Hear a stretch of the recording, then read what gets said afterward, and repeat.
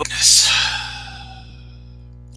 There's an old saying that goes something like, if you're not mad, you're not paying attention. Well, for those that don't know, I live in Milwaukee, Wisconsin. And if you've seen anything on the news, Milwaukee, Wisconsin, that I've been paying attention to all day long, you probably understand that I'm pretty angry. Now, don't get me wrong, there is plenty of blame to go around in this horrific mess that is the Wisconsin primary. Talking to people who are mad at Governor Evers for not doing enough, and people who are mad at the state GOP for the naked power grab, because let's face it, the folks who are living in small town Wisconsin are not nearly as at risk going to their small town polling place with a couple of hundred people during the day where they can safely keep away from each other and not be too inconvenienced by the extra couple of minutes. Contrast that with the city of Milwaukee, where ordinarily on a primary polling stations for a city of not quite 600,000 people. However, today, because apparently we run all of our elections using retired volunteers who won't show up at polling places because, hey, I don't blame them, they're the most vulnerable population, other than black people, apparently. So yeah, Wisconsin, or the city of Milwaukee had 5, you could count them on one hand, 5 polling stations for a city of just shy of 600,000 people. Now, yes, obviously, there's a percentage of the population that is under 18 and doesn't vote. So we're not talking about the entire number, obviously. But still, 5 places. And you know, their lines, people are trying to stay away from each other, but when you've got 100 or more people lined up, and believe me, it's more. Have you seen the lines at Riverside High School? That's the closest place to me. Now, I, being the privileged white guy that I am, ordered an absentee ballot, managed to get it in time. It showed up yesterday, and I had about 24 hours to find somebody to sign my ballot as a witness. Difficult, being that I live alone under a stay-at-home order.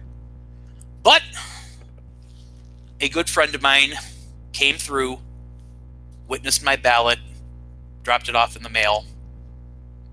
I hope it gets there postmarked in time. But if it shows up there tomorrow with a postmark of today, I don't have a whole lot of confidence that my vote will actually be counted.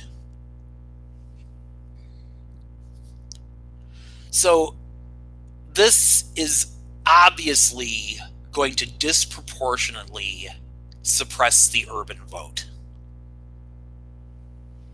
Which, you know, that's nothing new for the Wisconsin State GOP. They've been writing the playbook that the rest of the nation's GOP has been following to keep as many people from voting and make it as difficult as possible to vote.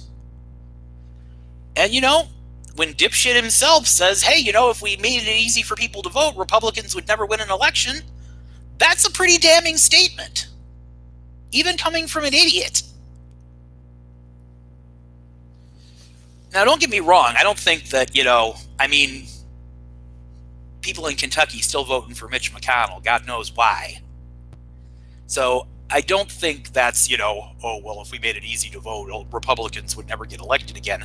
Obviously, down in the South, they're still going to get elected. They're still going to get elected in Texas. Folks aren't going to all of a sudden be like, well, gee, I guess we're going to have to, you know, be decent and equitable to people. You know, that's like the folks who were, you know, during the earlier days of the presidential primary, the Democratic one, where, you know, it was starting to come down to to Joe Biden and Bernie Sanders, I don't think that electing Bernie Sanders would just magically make everything better. An idiot might think that, but even they probably are smarter than that. No, the oligarchy is not just going to roll over and die because we elect a couple of progressives. They're going to fight tooth and nail every single day. The conservative capitalist way of living is verging on extinction. Everybody below the age of 40 can see it. So like any other animal backed into a corner, they're fighting for their lives. I get that. So that's what we're looking at. This isn't something where we just win one battle and the war is over. I've been fighting this fight ever since I was 10. Just trying to get people to be, hey, like maybe everybody gets an equal shot. And not just because we say that, any of you folks who were listening yesterday about the lottery thing, that's what I'm talking about. You can't just assume that everybody has an equal opportunity because that makes you feel good and that's what you want to believe, when there is overwhelming evidence that the outcomes are consistently not equal. Therefore, to assume equality of opportunity is intellectually dishonest at the very least, and just blind stupidity at its worst.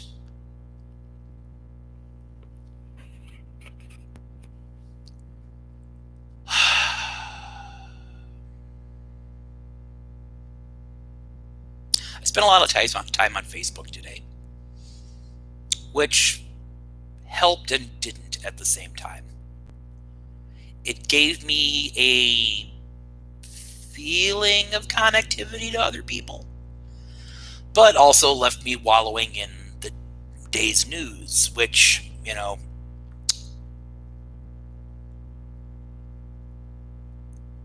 I think people get baffled sometimes that I spend so much time keeping up with current events and paying attention to what's going on, and it always makes me angry. I mean, I am so tired of being angry all the time.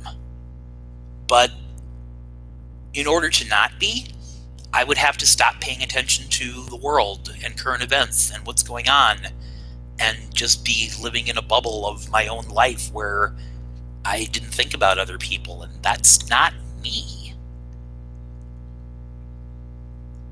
I don't worry about my own self that much. I'll be fine. But everybody else, it's really hard for me to be happy when so many people are suffering, and suffering because other people basically just don't care.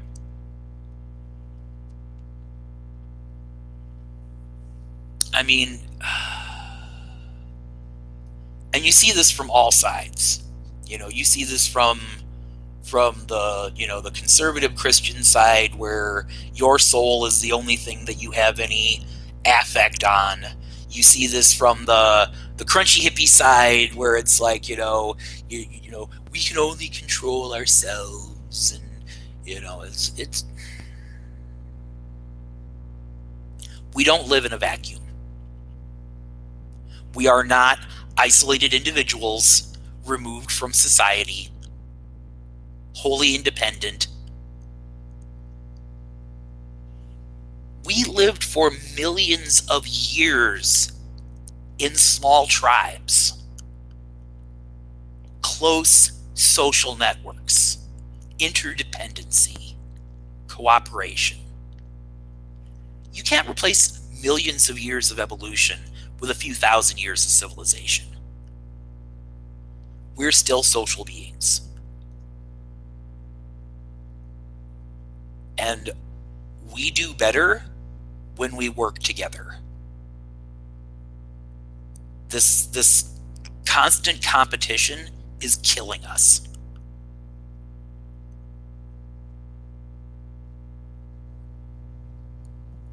And I'm not talking about like picking winners and losers. I'm talking about not needing winners and losers.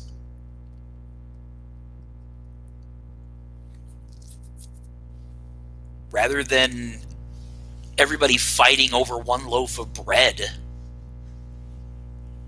everybody work together and make more bread. I'm getting too abstract.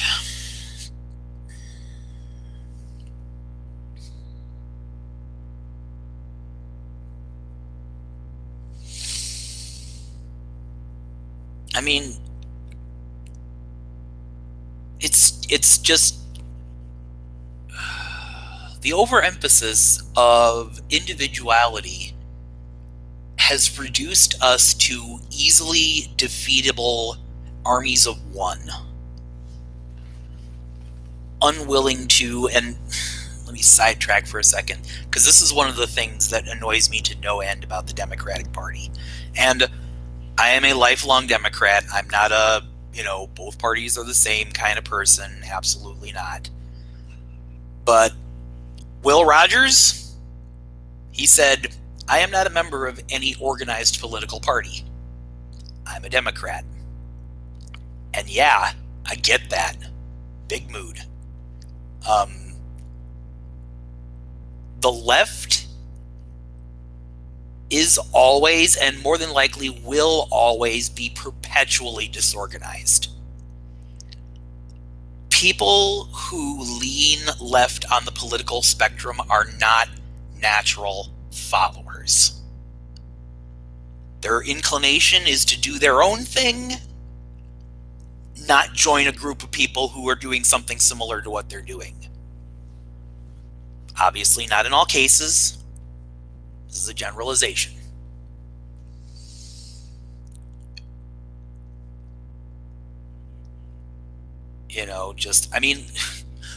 Look at the Democratic primary this time around. We had like 20 plus people running for it. I mean, if you need any more evidence that we're not followers, there you go. You had more than 20 people jumping up, going, "Let me do it. I'll be the leader." Ay.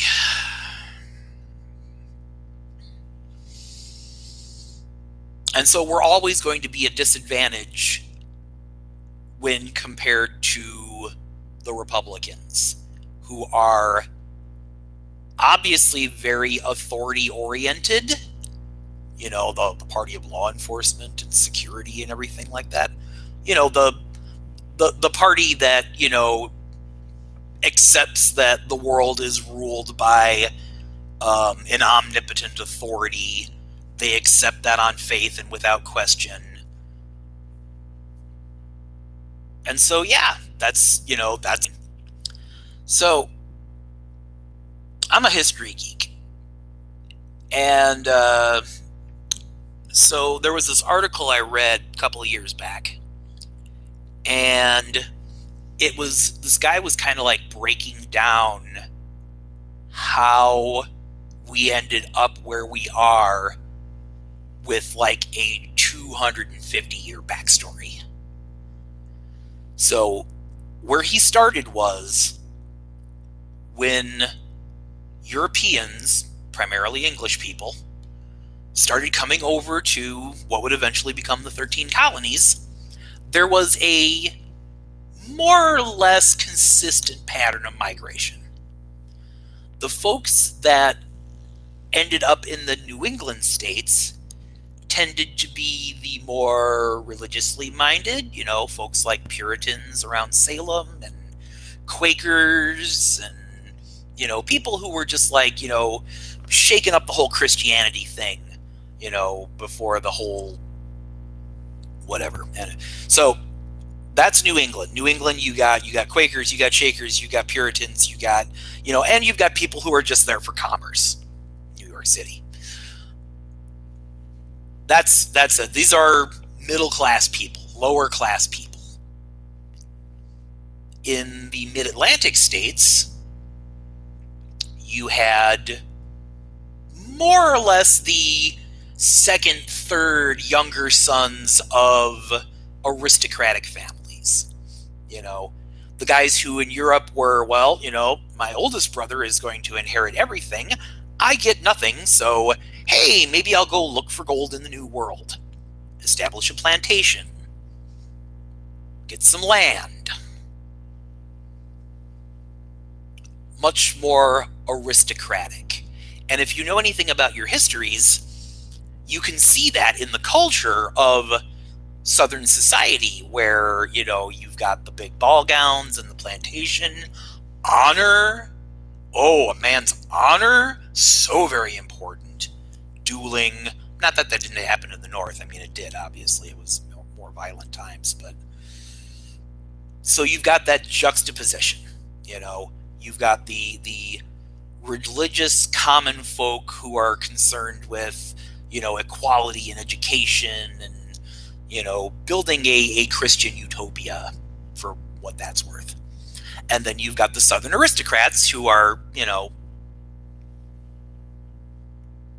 making plantations. And, having a highly stratified society with the rich betters at the top and the middle class whites and then the poor whites and the enslaved people.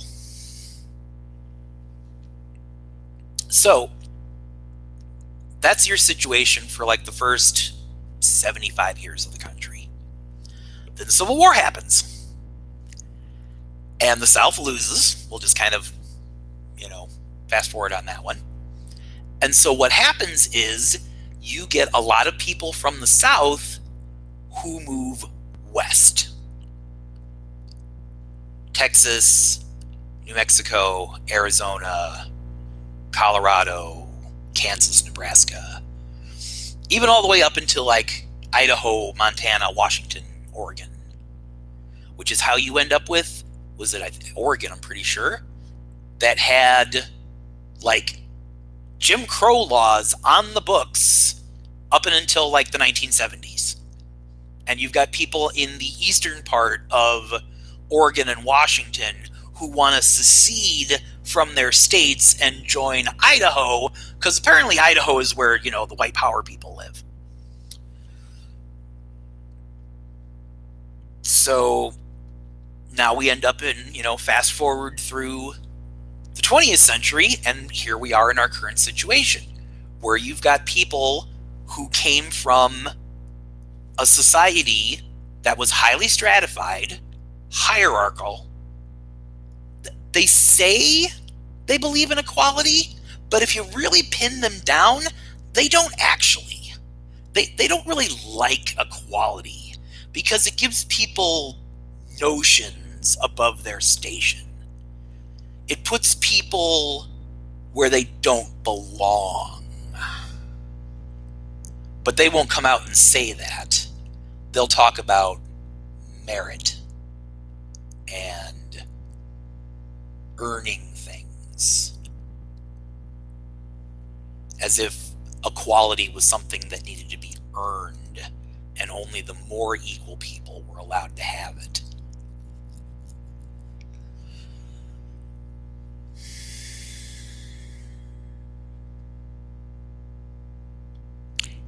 It is so hard to keep frustration in check when every day is a incredible struggle against people who are mind-numbingly obtuse.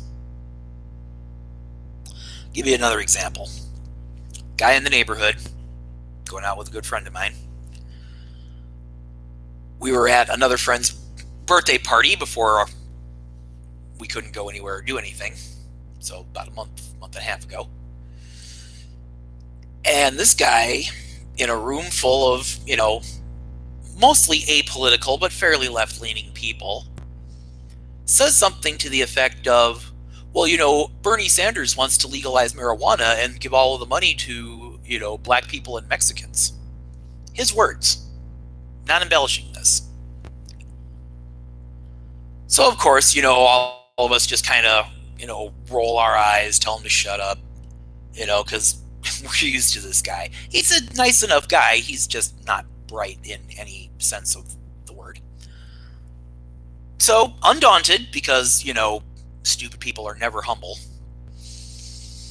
he gets out his phone, finds a video clip of Bernie Sanders giving a speech, and Senator Sanders is talking about that the legalization of marijuana should not be something that is only an opportunity for white investors. That the black market was largely run by, not large, but doesn't matter what the number. There were a lot of non-white people running the black market. And legalization shouldn't all of a sudden shut them out of their business. That's what Bernie Sanders was actually saying. But this guy played that entire clip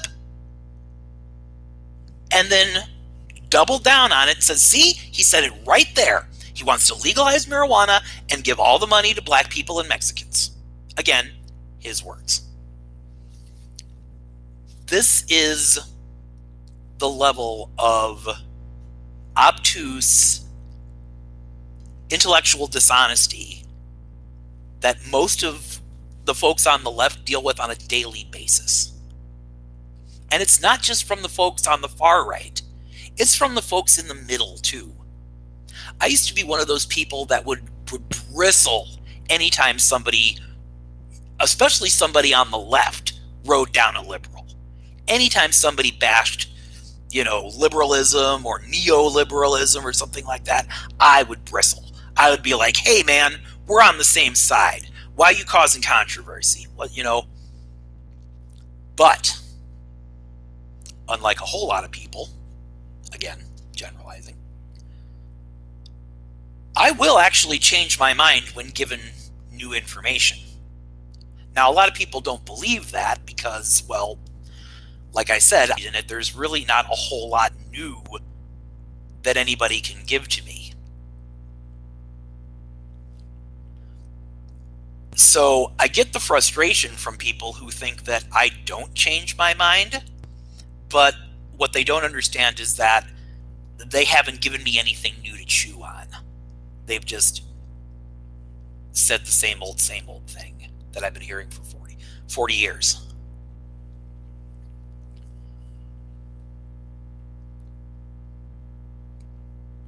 So,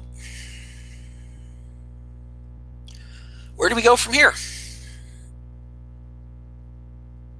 I mean,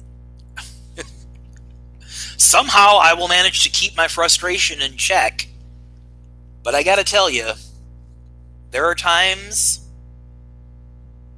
because the right loves to trot out things like, oh, well, socialism killed millions. The purges of Stalin, Mao, Pol Pot, socialism has killed millions. Meanwhile, conveniently ignoring the millions that capitalism has killed through unsafe work practices, child labor, unsafe products, patent medicines. I mean, we still have salmonella nowadays. You still have food recalls because we have unsafe food. But those people never get counted in the number of people that capitalism kills.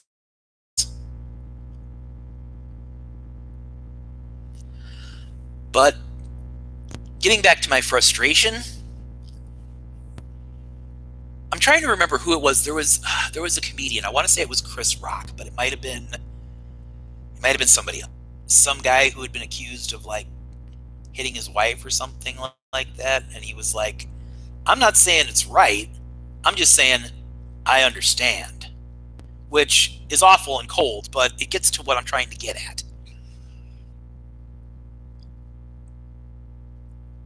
On the one hand, I think it's ridiculously intellectually dishonest to say that one really bad, power-hungry person killing a whole lot of people should, completely invalidate their ideology. Because, let's face it, there have been right-wing capitalist murderous totalitarians as well. And nobody's saying that they invalidate capitalism.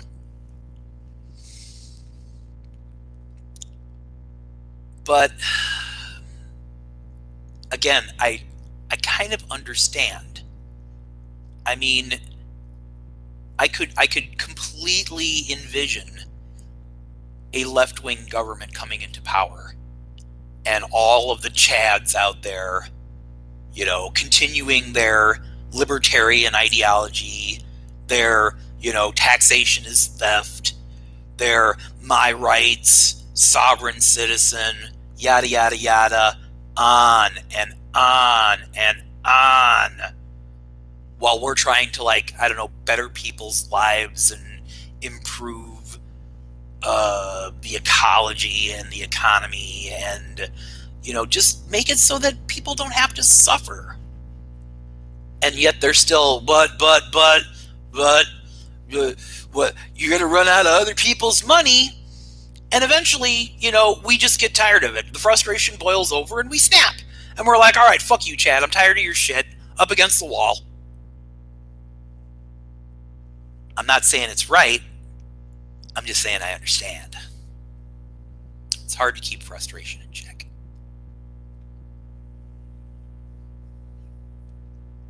Especially when, I mean,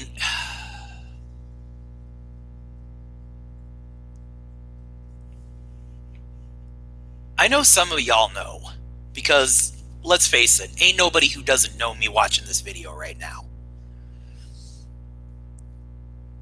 And I know you're out there doing the same thing, feeling the same frustrations. Every day, the pettiness, the childishness, the lack of maturity, the lack of self-awareness,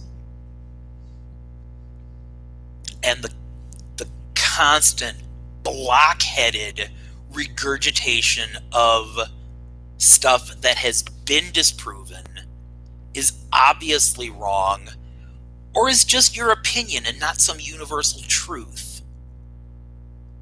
And we just get really tired of it.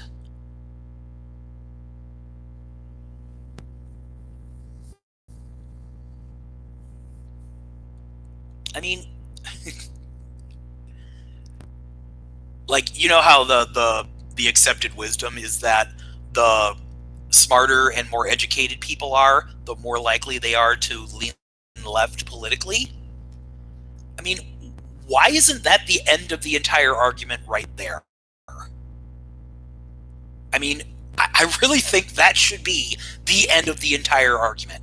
Look, if you're smart and you're well educated, you understand that this is the better way to organize things. So the rest of you, shut up, go away. Because you can't figure this out.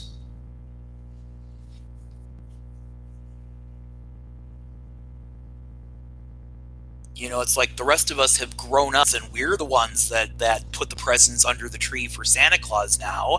And we've still got, you know, 30-40% of the population talking about what Santa's going to give them for Christmas. You know, the authority figure. Accepted without question on faith. You know, when dipshit at 1600 Penn was talking about, I'm the only one who can fix it. I've got all the answers. I can solve it. I'm not a Washington insider. I'm a rich capitalist outsider, and this country is a oligarchy and not a representative democracy. So, hey, none of you understood what any of that. You were just like, we love strongman. We love strongman because we not smart. I mean, if you're insulted by that, good! You should be insulted by that.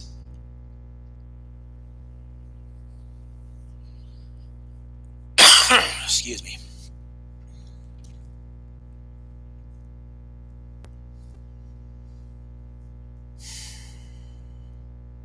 Because let's face it, you can't logic somebody out of believing a fantasy story. If you could, genre movies would all disappear. because one of us would not be able to suspend our disbelief, and the rest of us would go, hey, yeah, you're right, that is ridiculous. Why are we watching this? But we all love a comforting lie much more than an inconvenient truth. And this includes me. I mean, I know I'm out here wagging my finger all the time saying people ought to do this and people ought to do that and people ought to, but I'm thinking about myself too.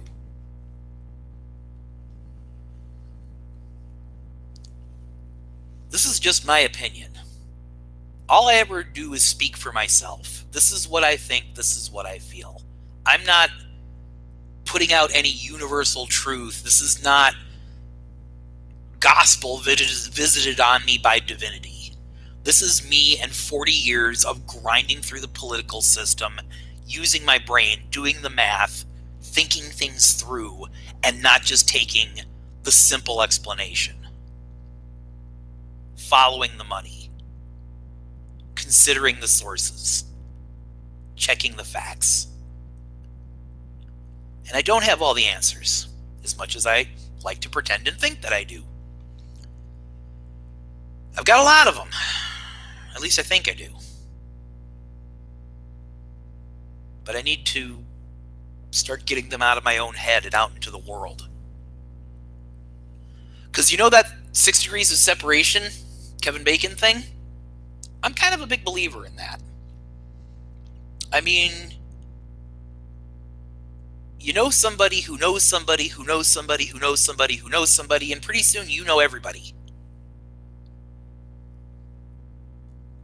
And so there have been times where I've said something to other people or I've put something out into the world, and then months, sometimes years later, I see it out there in the wild. The exact thing that I threw out there. And sometimes I think, hey, that was me. But then reality kicks in and I'm like, no. Good ideas happen spontaneously in other people. It's probably not you. Somebody else came up with the same good idea.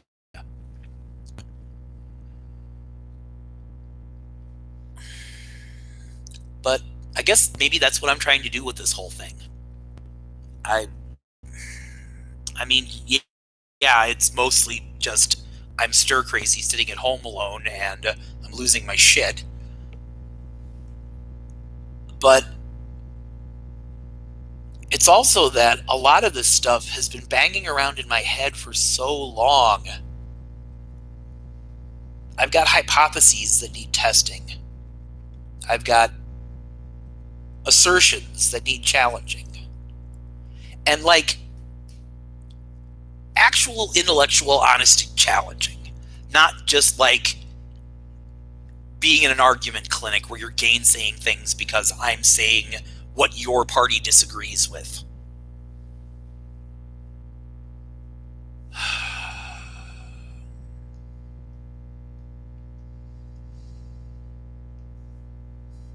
I mean, like I said, I know people who are much farther to the left than I am. I mean, people who are super eco and strongly believe that the only way we are not going to end up in an ecological disaster is if we basically stop producing all electricity and everybody go back to subsistence farming. If they're right and that's the actual solution, I'm not happy about that. I am a city dweller. I have lived in small towns. I do not want to work the land. Growing things in flower pots is fine, but I don't want to be a farmer. I don't want to go back to growing my own food and making my own clothes. And, God, I hope we don't have to go back to the 18th century just so that we don't end up turning the planet into a hothouse. But, we can't go, the other end of the spectrum is just, oh, don't worry, it'll be fine. it would be hubris for us tiny humans to think that we could have any impact on God's creation. Yeah, no, throw that right out the window.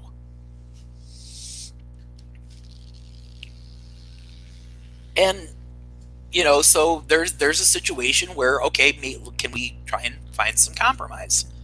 But you can't always find compromise.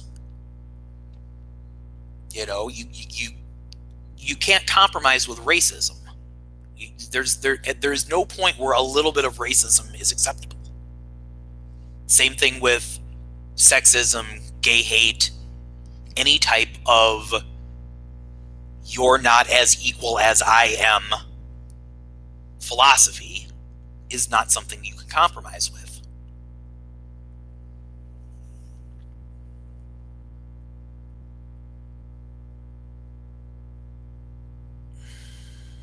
I wonder how long I've been going on. Probably about 45 minutes again.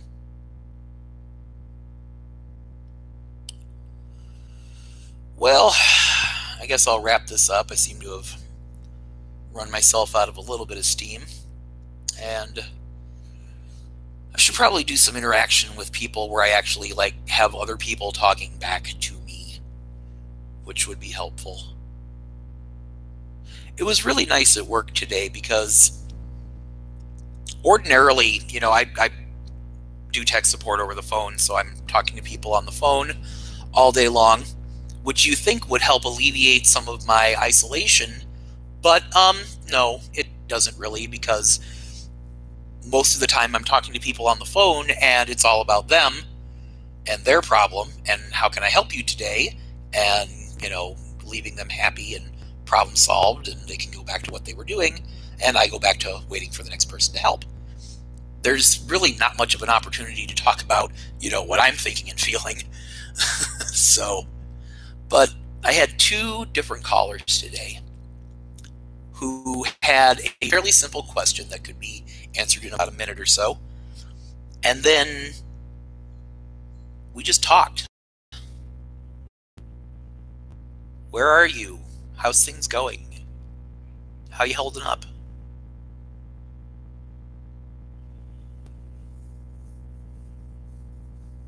I live in this state. It's like this. I live in Milwaukee. It's like this. I like going to Colorado. A dear friend of mine is a professionally trained opera singer. She's in a master's class right now. Getting even better at singing, I guess. And her husband has family out there, so they decided to move out that way.